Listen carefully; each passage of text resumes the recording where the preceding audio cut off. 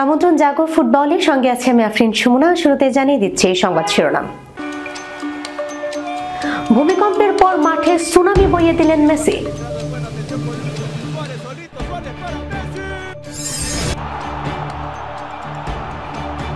এমবাপ্পের গোলের পরও মাদ্রিদ ডার্বি জেতা হলো না রিয়ালের।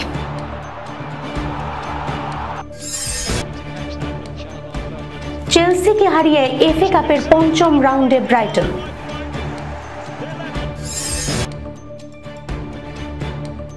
ইয়ামালের ভালো চাইলে মেসির সঙ্গে তুলনা কমান।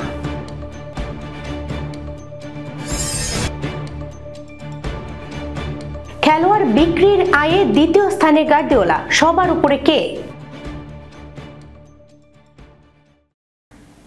দর্শক, এতক্ষণ শিরোনাম শুনছিলেন, এবার জানিয়ে দিচ্ছি বিস্তারিত। আরও একবার ভক্ত সমর্থকদের উচ্ছ্বাসে ভাসালেন লিওনেল মেসি। ইন্টার মায়ামিকে উপহার দিলেন দারুণ এক জয়। নিজে গোল করেছেন এবং সতীর্থদের দিয়েও করিয়েছেন। মেসির সাজানো গোছানো খেলায় ক্লাব ফ্রেন্ডলিতে হন্ডুরাসের পেশাদার ক্লাব।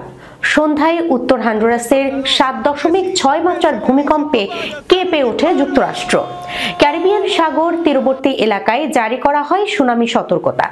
সেই সুনামি এখন পর্যন্ত আছড়ে না পড়লেও মাঠে ঠিকই সুনামি বইয়ে দিয়েছেন লিওনেল মেসি। হন্ডুরাসের প্রাক মৌসুম ম্যাচ খেলতে গিয়ে ক্লাব অলিম্পিয়াকে 5-0 গোলে উড়িয়ে দিয়েছে মেসি সুয়ারেজের ইন্টার মায়ামি। ভূমিকম্পের প্রায় ঘন্টা 2 পরে শুরু হওয়া এই ম্যাচে ঠিকই সুনামি বইয়ে দিয়েছেন মেসি। 1 গোলের সঙ্গে 2টি গোলে সহায়তা করেছেন তিনি। মেসি প্রথম গোল করেন 27 মিনিটে। এরপর ফেডেরিকো রেদুন্দো 44 মিনিটে ও প্রথমার্ধের ইনজুরির সময়ে গোল করেন নোয়াহ অ্যালেন। এই 2টি গোলেই অ্যাসিস্ট করেন মেসি। এতে মিয়ামি এগিয়ে যায় 3-0 ব্যবধানে। 54 মিনিটে গোল করেন লুইস সুয়ারেজ। এতে 4-0 এগিয়ে যায় যুক্তরাষ্ট্রের MLS এর ক্লাবটি। অলিম্পিয়ার জালে শেষবার বল ফেলেন রায়ান সেইলর 79 মিনিটে।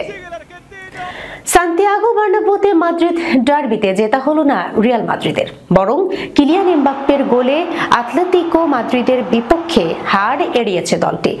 1-1 গোলের সমতায় পয়েন্ট ভাগ করেছে দুদল, আর তাতেই জমে উঠেছে লা লিগায় পয়েন্ট টেবিলের লড়াই। এদিন নিজেদের মাঠে প্রথমে এগিয়ে যাওয়ার বদলে উল্টো 1 গোল হজম করেছে রিয়াল। ম্যাচের 35 মিনিটে পেনাল্টি আদায় করে সেখান থেকে গোল করে দলকে এগিয়ে নেন জুলিয়ান আলভারেজ। সেই গোল আর প্রথমার্ধে শোধ দিতে পারেনি রিয়াল। দ্বিতীয়ার্ধে মাঠে ফিরে ম্যাচে সমতা টানতে রিয়াল নেয় মাত্র 5 মিনিট। 50 মিনিটে কিলিয়ান এমবাপ্পের গোলে সমতায় ফেরে রিয়াল। এরপর আর বাকি সময় চেষ্টা চালিয়ে জালের দেখা পায়নি রিয়াল। সুযোগ নষ্ট করেছে আতলেতিকো। তাতে করে নির্ধারিত সময়ের খেলা শেষ হয়েছে 1-1 গোলে। এই দুই দলের পয়েন্ট ভাগাভাগিতে এখন জমে উঠেছে লা লিগার পয়েন্ট টেবিল। 23 ম্যাচ শেষে 50 পয়েন্ট নিয়ে শীর্ষে রিয়াল। সমান ম্যাচে তাদের চেয়ে 1 পয়েন্ট পিছিয়ে আতলেতিকো। অন্যদিকে 1 ম্যাচ কম খেলা বার্সা রিয়ালের চেয়ে পিছিয়ে 5 পয়েন্টে।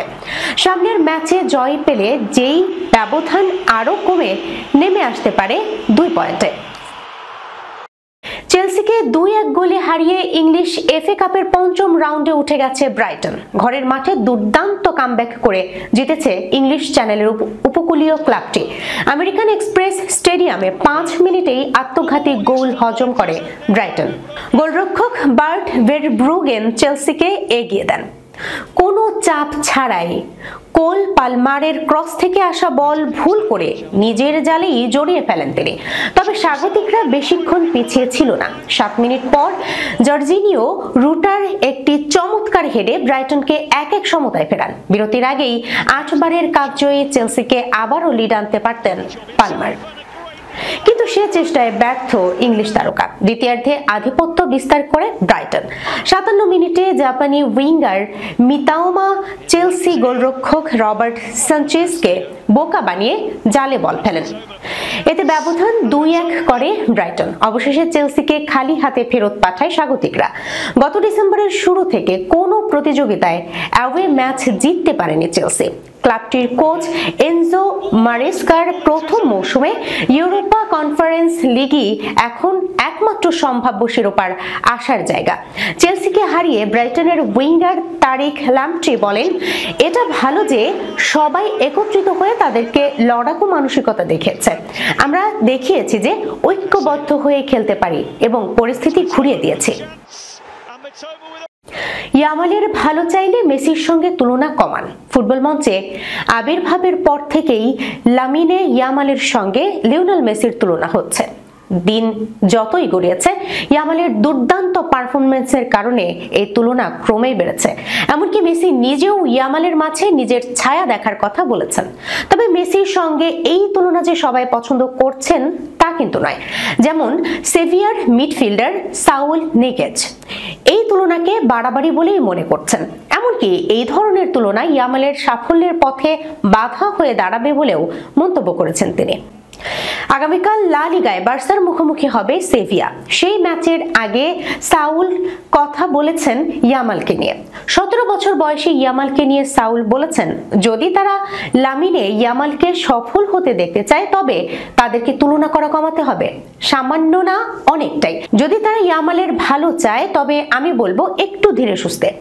কেন মেসির সঙ্গে ইয়ামালের তুলনা বন্ধ করা উচিত সেটা জানিয়ে সাউল আরো বলেছেন, প্রথম কারণ মেসি একেবারেই আলাদা একজন। আমি মনে করি না তার কাছাকাছি অন্য কেউ আছে। ক্রিস্টিয়ানো আলাদা। তারা এমন খেলোয়াড় যারা 10, 15, 20 বছর চূড়ায় অবস্থান করেছেন। ইউরোর পর থেকে লামিনে ইয়ামাল অসাধারণ ছিল, কিন্তু তুলনা ভালো কিছু না। একজন স্প্যানিশ ভক্ত হিসেবে আমাদের তাকে রক্ষা করা উচিত। তাকে খেলার প্রতি মনোযোগী থাকতে দিন, নিজের মতো করে খেলতে দিন। খেলোয়াড় বিক্রির আয়ে দ্বিতীয় স্থানে গার্দিওলা। সবার উপরে কে? আধুনিক ফুটবলে একজন কোচকে বহুমুখী দায়িত্ব পালন করতে হয়। শুধুমাত্র ডাগ আউটে দাঁড়িয়ে দলকে খেলানোই এখন আর যথেষ্ট নয়। খেলোয়াড় কেনা, বিক্রি করা, এমনকি খেলোয়াড় তৈরি করাও এখন তাদের গুরুত্বপূর্ণ কাজগুলোর মধ্যে পড়ে। একটি দলকে আগাগোড়া ঢেলে সাজাতে যা যা কিছু করতে হয় সবকিছুই করতে হয় কোচকে।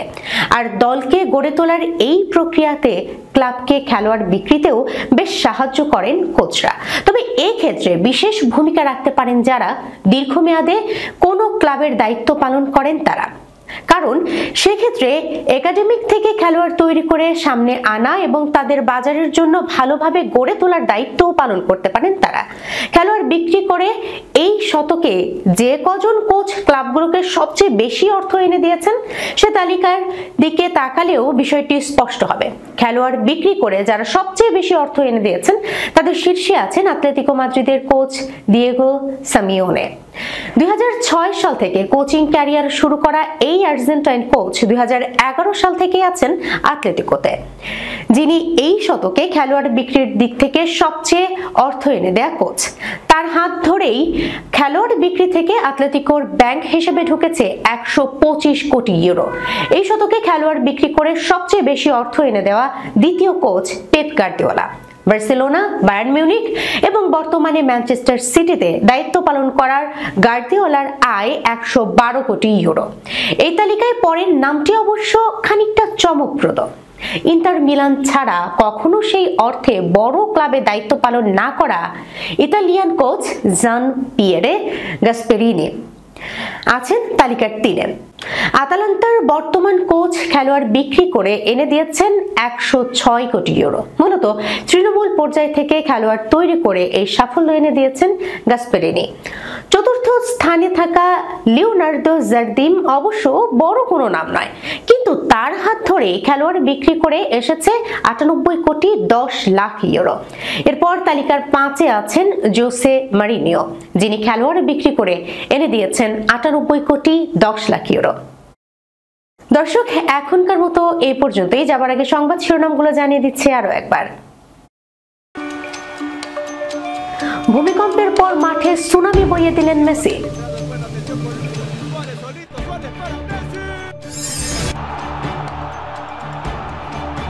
এমবাপ্পের গোলের পরও মাদ্রিদ ডার্বি জেতা হলো না রিয়ালের।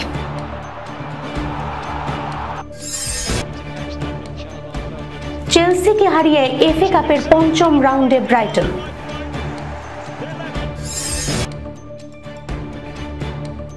ইয়ামালের ভালো চাইলে মেসির সঙ্গে তুলনা কমান।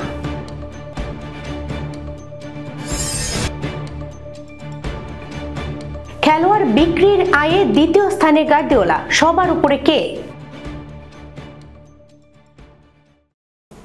এই ছিল এখনকার মতো। এতক্ষণ সঙ্গে থাকার জন্য ধন্যবাদ সবাইকে। আল্লাহ হাফেজ।